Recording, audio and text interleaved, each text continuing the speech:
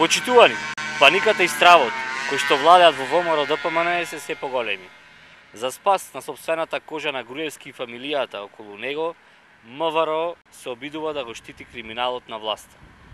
Уплашената власт сака да ги заплашува граѓаните, кои повеќе од 50 дена секојдневно протестираат, барајќи правда, борејќи се за слобода и демократија.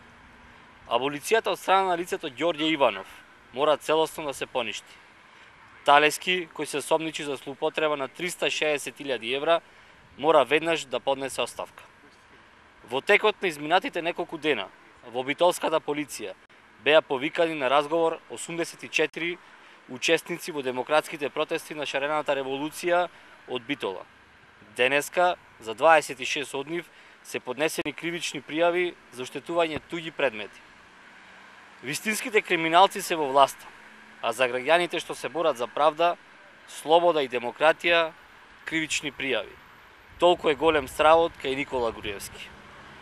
Ова е последен и очаен обид слободумните и храбрите битолчани да се оттргнат од намерата да протестираат за слободно и демократско општество, во кое законот ќе важи подеднакво за сите, а криминалците кои што се огрешиле пред него ќе одговараат. Граѓаните од цела Македонија, без разлика на политичка, верска и национална определба, секојдневно се кренаа во одбрана на правдата, вистината и демократијата. Секој ден, се помасовно граѓаните излегуваат на улица да го изразат својот револт од криминалната власт на Никола Груевски, што 10 години им го уништува животот на граѓаните. Никола Груевски и ВМРО ДПМН, не можејќи да се помират со реалноста дека нивниот крај се ближи, со последни сили се обидуваат да влијаат со притисоци врз граѓаните. Џабе име. Доаѓа слободата и демократска Македонија. Секој што го прекршил законот ќе одговара.